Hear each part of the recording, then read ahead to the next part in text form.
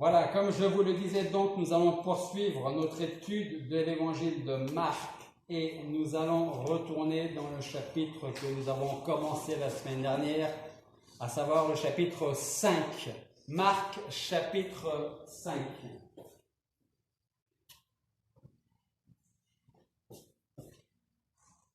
Alors n'oubliez pas que si vous avez un peu chaud, vous pouvez allumer le ventilateur. Hein. Marc, chapitre 5, et nous lirons à partir du verset 21 jusqu'à la fin du chapitre. Et cette prédication d'aujourd'hui, vous allez peut-être avoir l'impression qu'on s'arrête court, mais c'est fait exprès, c'est parce qu'il y a beaucoup de choses à dire sur ce passage-là. Donc la suite, si vous la voulez, ce sera la semaine prochaine. Okay? Et si vous ne la voulez pas, ce sera quand même la semaine prochaine. Donc, on va voir une première partie de ce passage, Marc chapitre 5, versets 21 à 43. Une première partie et, Dieu voulant, nous verrons l'autre partie la semaine prochaine. Mais avant ça, avant de lire notre passage, il y a un mot de 3 lettres que l'on trouve dans la parole de Dieu. En espagnol, il n'y a que 2 lettres. En anglais, si je ne me trompe pas, il y en a 5. Est-ce que vous avez une idée du mot en question? 3 lettres en anglais, 2 en espagnol et je pense 5 en anglais.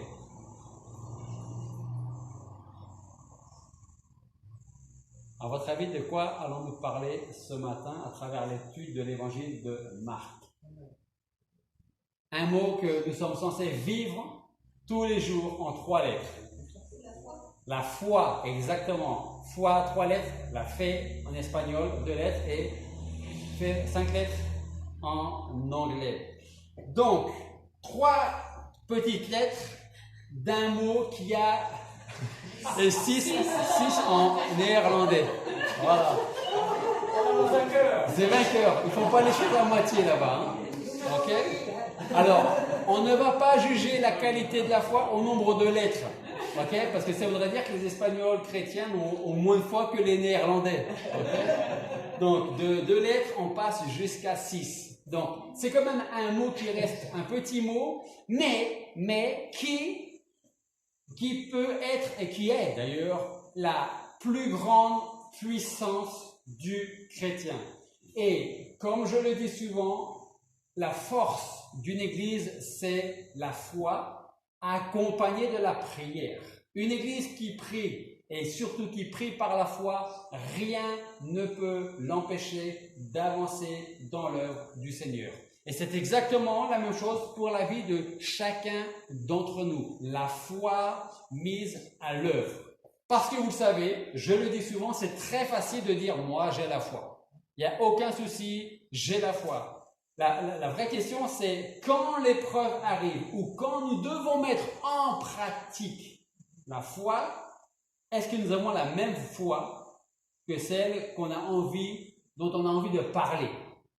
Rappelez-vous, il y a nos paroles qui parlent pour nous, mais il y a aussi et surtout nos actes qui parlent pour nous. Alors, l'auteur d'Hébreux, en Hébreux chapitre 11, verset 1 et verset 6, nous dit que la foi est une ferme attente des choses qu'on espère, une démonstration de celles qu'on ne voit pas. Verset 6.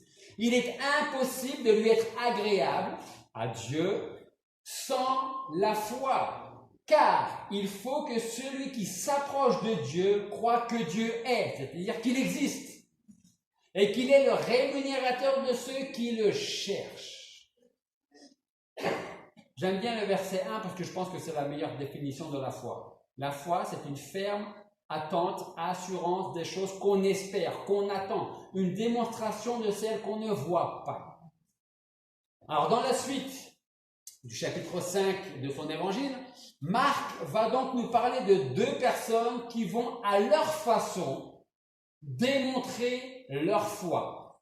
Parce qu'effectivement, il y a plusieurs façons d'exprimer sa foi pour les autres, pour soi-même et surtout pour Dieu et envers Dieu.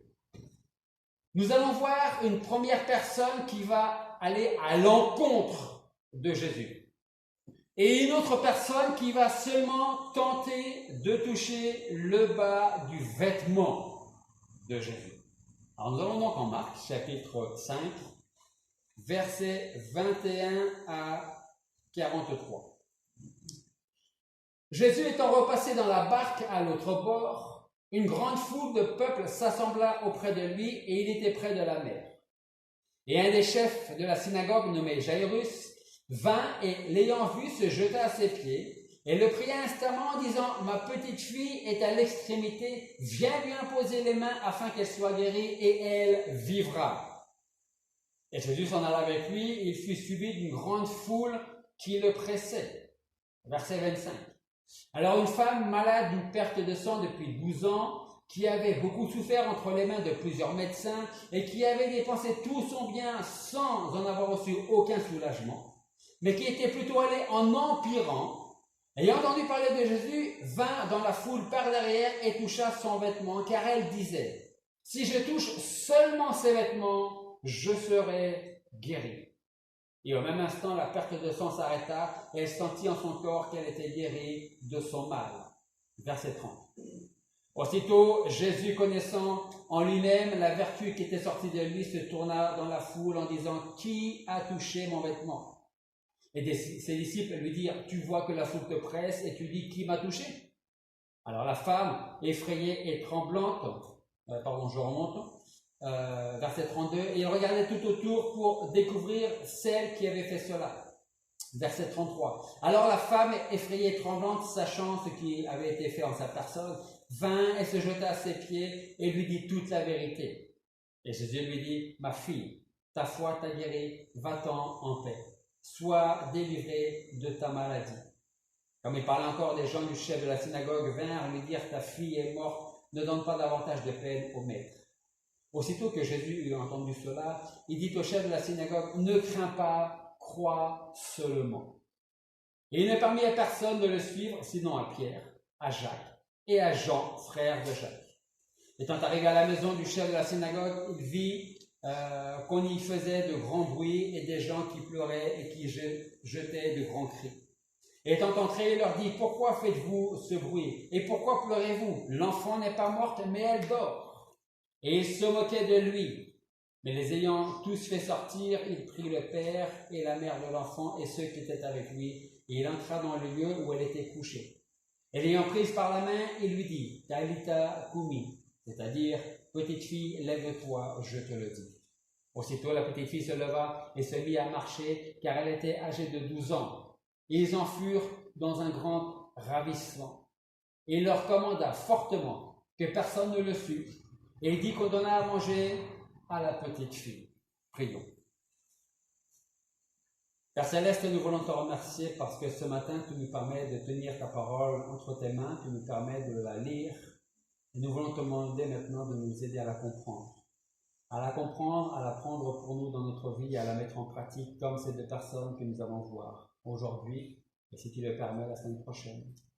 Seigneur, si nous pouvons dire que nous avons la foi en toi, alors nous voulons te remercier à chaque fois que tu nous mets à l'épreuve pour tester notre foi.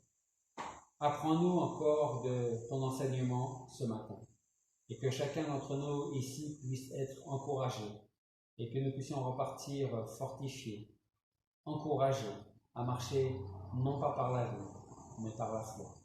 Et c'est en ton nom que nous te prions. Amen. Alors, vous avez vu que depuis quelque temps, nous avons étudié quelques miracles, quelques paraboles du Seigneur. Nous avons vu quelques miracles que Jésus a accomplis. Et durant tout son ministère, nous pouvons relever une chose importante. On se rend compte que tous les récits qui nous parlent des miracles de Jésus, ou en tout cas pour la grande majorité, nous parlent très souvent de misère, de tourments ou d'épreuves.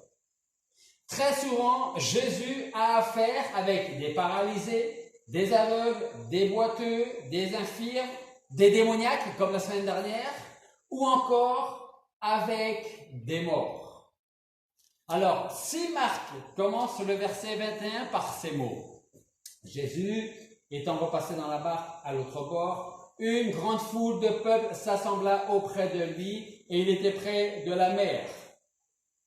Ce qui est intéressant, c'est la précision que Luc va apporter sur ce même récit. Luc lui dira, quand Jésus fut de retour, il fut reçu par une grande multitude, car tous l'attendaient. Et ça, c'est important à relever. Marc n'en parle pas, mais Luc précise cela. Tous l'attendaient. Et parmi tous ceux qui attendaient le retour du Seigneur, nous allons retrouver deux personnes. Premièrement, un père qui vient se jeter aux pieds de Jésus et qui va l'implorer de venir très rapidement au secours de sa petite fille parce qu'elle est en train de mourir. Donc on imagine l'importance à ce moment-là. La deuxième personne, c'est une femme qui souffre depuis 12 ans d'un mal qui n'affecte pas seulement son corps, mais qui en plus de cela l'oblige à vivre enfermée tant sur le plan social que sur le plan spirituel. Et on le verra un petit peu aujourd'hui et un peu plus en détail, Dieu voulant, la semaine prochaine. Dans le premier cas, Jésus va rentrer dans une maison où il n'y a que des pleurs et des lamentations et dans laquelle on se moque de la venue d'un sauveur. La petite fille n'est pas morte, elle dort. Essayez d'imaginer, on va le voir un peu plus en détail, la réaction de ces gens. Et on va se moquer de lui. Parce qu'il est arrivé en retard, et s'il était arrivé plus tôt, elle ne serait pas morte. On va le voir aussi un peu plus loin, mais je commence à poser la question maintenant.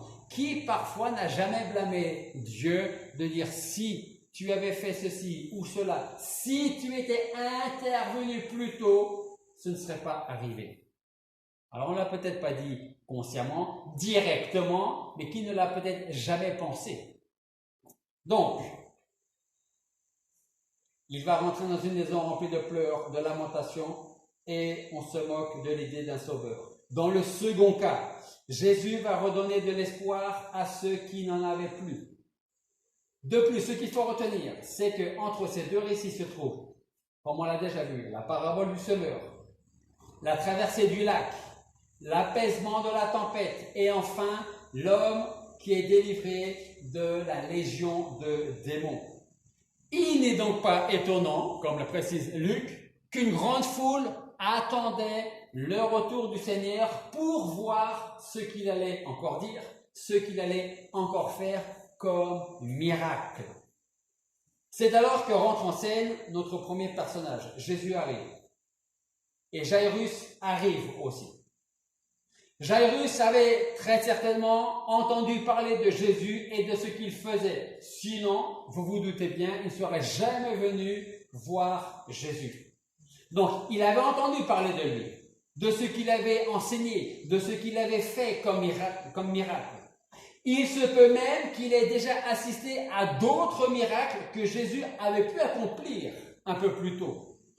Sauf que cette fois-ci, c'est lui, un chef de synagogue, qui va être au cœur de ce nouveau miracle, lui et sa fille. Et nous allons voir que la foi de Jairus va s'exprimer dans une certaine humilité. Parce que rappelez-vous, tout à l'heure, je vous dis, deux personnages vont entrer en scène. Je vous ai jamais parlé d'un chef de synagogue, d'un pharisien. Je vous dis un homme, un père de famille.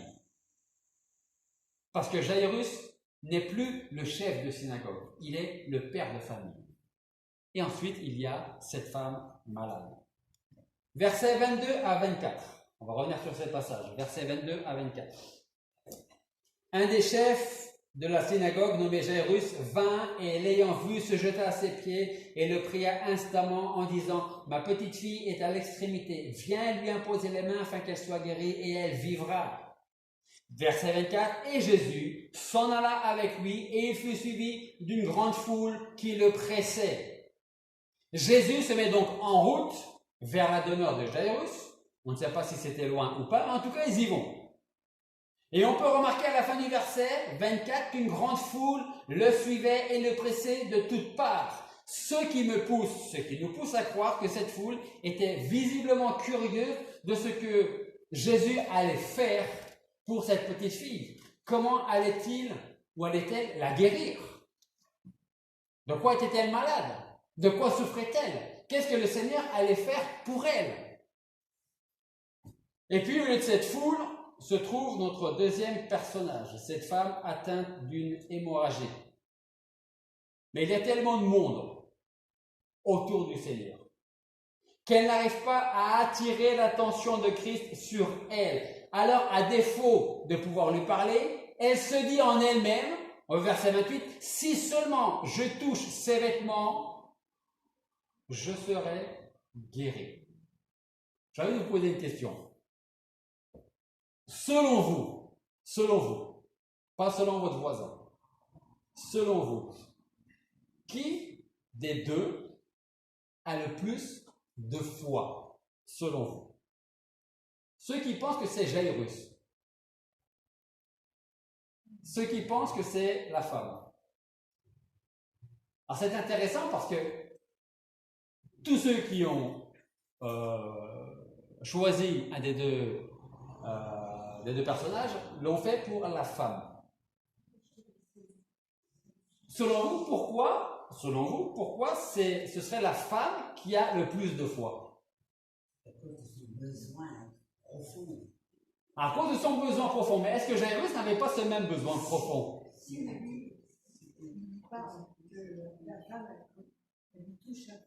Sa femme lui touche simplement le vêtement. Et elle pense que simplement en lui touchant le vêtement, qu'elle s'est guérie. En fait, j'imagine que dans votre esprit, vous me dites si j'ai à peu près raison ou pas, vous estimez que c'est la femme qui a le plus de foi parce qu'elle n'a pas à parler, elle n'a pas à demander, elle dit simplement si je touche simplement son vêtement. Et donc dans ce cas-là, en fait, on est en train de dire que cette femme démontre sa foi autrement que Jairus. Une autre question, est-ce que Jairus a moins de foi que la femme? A priori, non. Pourquoi? Parce que s'il avait quelques doutes, peut-être qu'il se dirait j'y vais pas. Alors, on va étudier justement le cas de Jairus aujourd'hui, et la semaine prochaine, ce sera le cas de cette femme. Cette femme, juste pour terminer, enfin, presque terminer avec elle, souffrait d'une hémorragie qui non seulement l'handicapait sérieusement, mais qui en plus la rendait impure devant la loi. Un peu à l'exemple des lépreux. Il ne fallait pas que le lépreux vous touche et vous n'aviez pas touché le lépreux. Pour cette femme qui avait cette hémorragie, c'était exactement la même chose. Sauf qu'il y avait moins, entre guillemets, de risque de maladie de toucher cette femme que de toucher un lépreux. Donc, devant la loi, elle était impure. Elle ne devait toucher personne sous peine de rendre la personne touchée impure à son tour. Si ça vous intéresse de savoir ça, vous lirez à la maison Lévitique chapitre 15 et vous verrez un petit peu pourquoi. Donc je voudrais utiliser ces deux exemples, si différents sur plusieurs points, mais tellement semblables sur un même point. Alors, premièrement, le premier est chef de la synagogue. L'autre est interdite de synagogue. Deuxièmement, le premier a une fille de 12 ans qu'il chérit tendrement. L'autre est une laissée pour compte depuis 12 ans. Troisième point, un est prospère, on ne peut pas dire le contraire, et l'autre est beaucoup moins prospère, pour ne pas dire pauvre. Tous les deux font face à un problème et tous les deux nécessitent un besoin énorme. Et c'est pour cela qu'ils vont, à leur manière, essayer de s'approcher de Jésus-Christ. Et je dirais que quasiment tout les sépare. Et pourtant, tous les deux ont un point en commun. Ce point commun, c'est Jésus. Parce que seul Jésus peut venir en aide à ces deux personnes. Ce qui me pousse à dire et à croire fortement qu'aucun cas n'est trop désespéré pour le Seigneur. Aucun. Quelle que soit votre vie, quels que soient les événements que vous traversez ou que vous avez pu traverser, les péchés que vous avez pu commettre, rien n'est trop grand, trop important pour le Seigneur. Alors nos deux personnages savent très bien qu'en dehors de Jésus, rien ni personne ne peut les aider. De plus, la foi en Jésus enlève la honte que nous pourrions avoir de venir à lui. Ce fut le cas pour Jairus et ce fut le cas pour la femme. Donc Jésus arrive, une grande foule l'attend et très certainement parmi tous ces gens se trouvent des hommes religieux comme Jairus qui ne veulent pas du Seigneur sur leur terre. Ou alors ils sont là un peu comme pour l'espionner en disant on va bien écouter ce qu'il va dire, ce qu'il va enseigner, comme ça on pourra prendre ses paroles, quitte à les transformer un peu, et on pourra toujours les ramener contre lui. Pour dire, voyez un peu ce qu'il est en train d'enseigner. Il enseigne des choses qui ne sont pas selon la loi. Donc il y a des gens qui ne veulent pas de lui, et puis il y a des gens qui ne veulent pas de lui, mais qui sont là pour écouter ce qu'il va dire, ce qu'il va enseigner. Jairus, lui, ne pense pas ou ne pense plus à ce que certaines personnes pourraient dire ou penser de lui. Et je me souviendrai toujours, quand on était encore à Pradine, à un moment donné, j'ai travaillé à la Mecque. Dieu merci, je n'ai pas travaillé longtemps, mais j'ai quand même travaillé un peu à la Mecque. Et il y avait une personne qui voulait venir à l'église, qui habitait pas très loin de l'église à Pradine.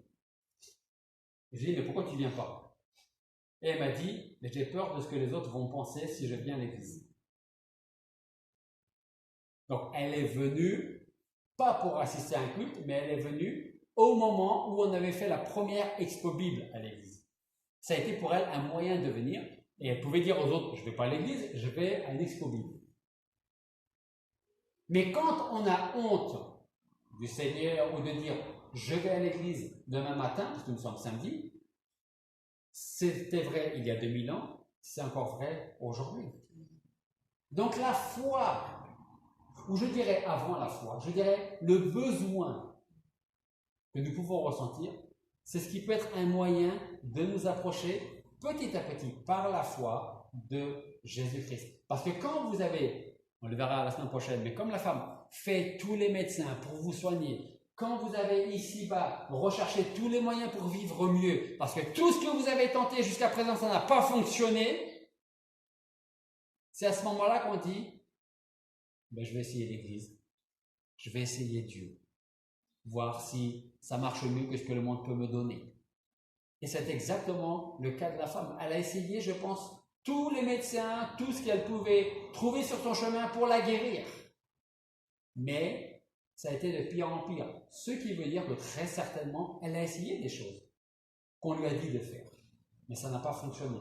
Je m'arrête avec cette femme, on reviendra la semaine prochaine. Donc, Jairus ne pense pas ou ne pense plus à ce que certains pourraient dire ou penser de lui. Il ne fait attention à rien sauf à Jésus. Il se moque de ce que les gens, surtout les pharisiens comme lui, pourraient dire. Il a besoin de Jésus et c'est tout ce qui compte pour lui parce que sa fille est en train de mourir.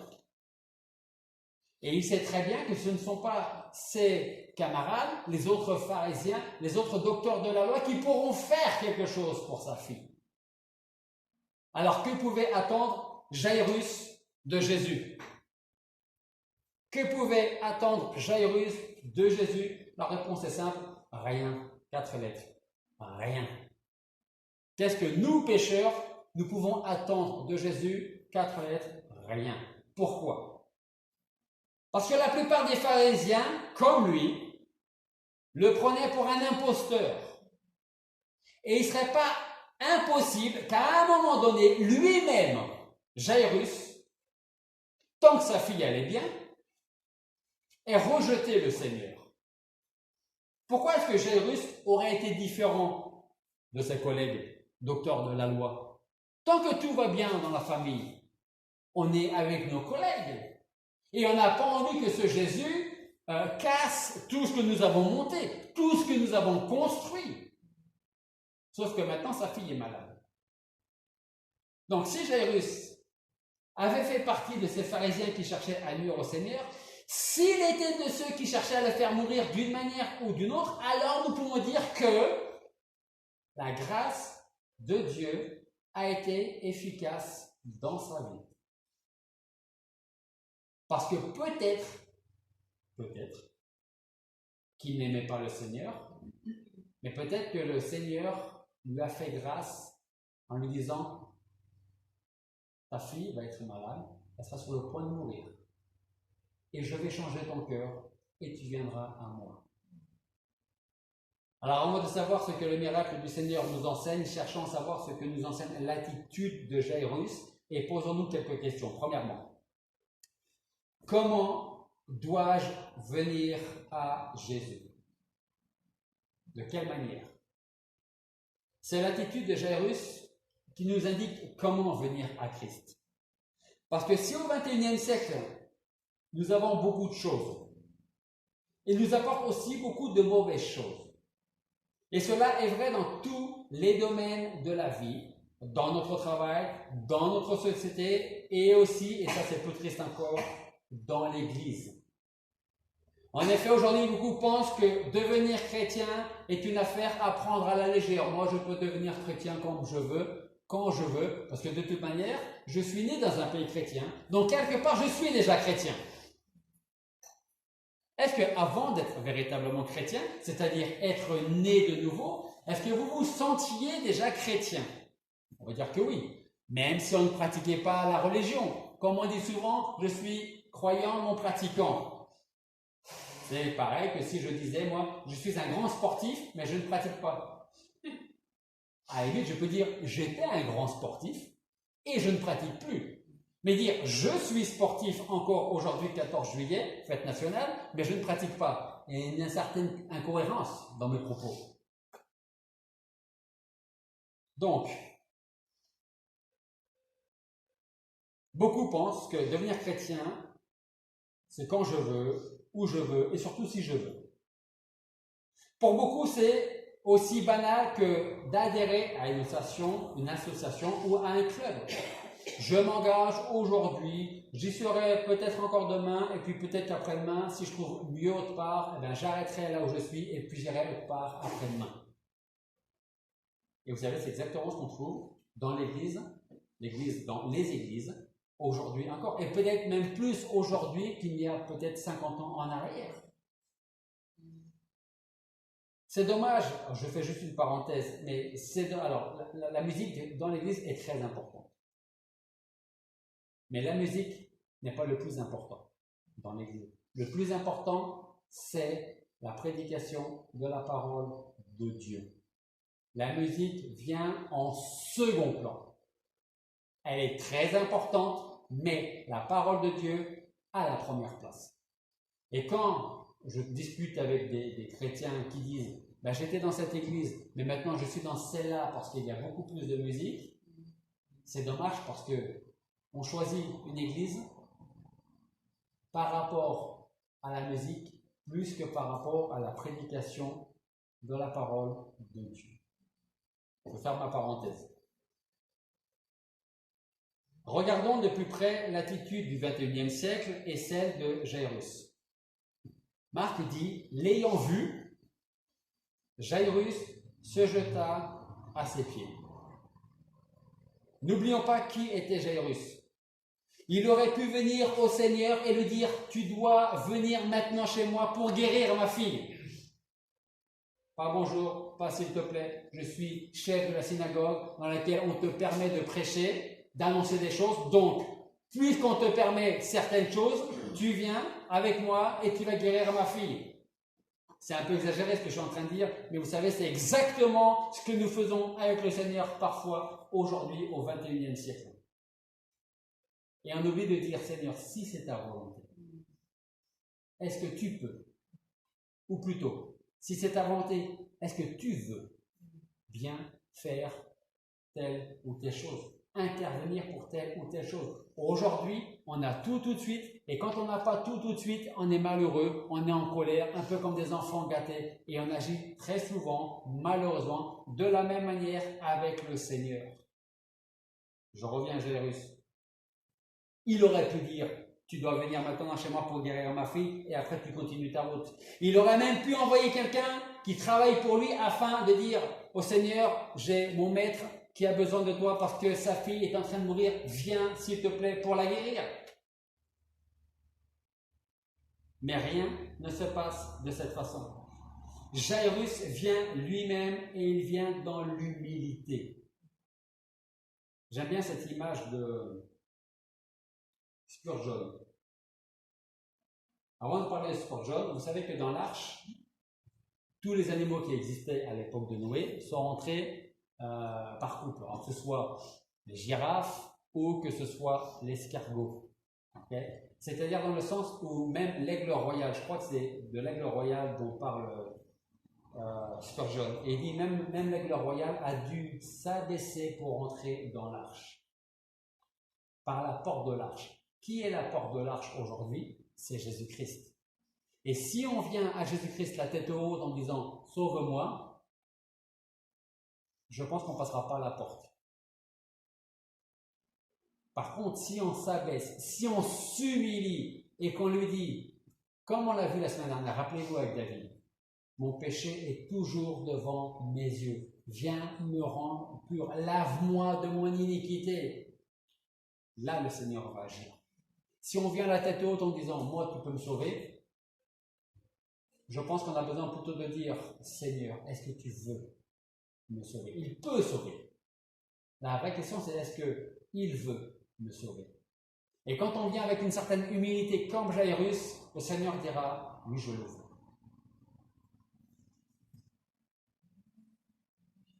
Donc Jairus vient lui-même et il vient dans l'humilité. Marc nous dit qu'il vient, qu'il se jette aux pieds du Seigneur, il oublie son rang, sa position, lui le chef de synagogue, et il va se jeter aux pieds de Jésus. Lui qui était honoré, lui qui était considéré un des chefs de la synagogue, voilà que c'est lui qui se jette aux pieds de quelqu'un d'autre. Et ce quelqu'un d'autre en question, c'est celui qui prétend être le Fils de Dieu lui-même.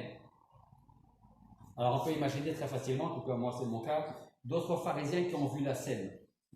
Ils ont probablement pensé que cela devait être dégradant et déshonorant. Comment notre collègue, là, chef de synagogue, peut se jeter aux pieds de celui qui se prend pour Dieu? Mais Jairus, lui, s'en moque. Peu importe ce que les autres pensent. Peu lui importe ce que les autres diront. Il ne pense plus à son rang, à sa position. Il se jette aux pieds de Jésus. Et rappelez-vous de ce qu'on a vu la semaine dernière. Ce démoniaque qui fut délivré par le Seigneur, après avoir été libéré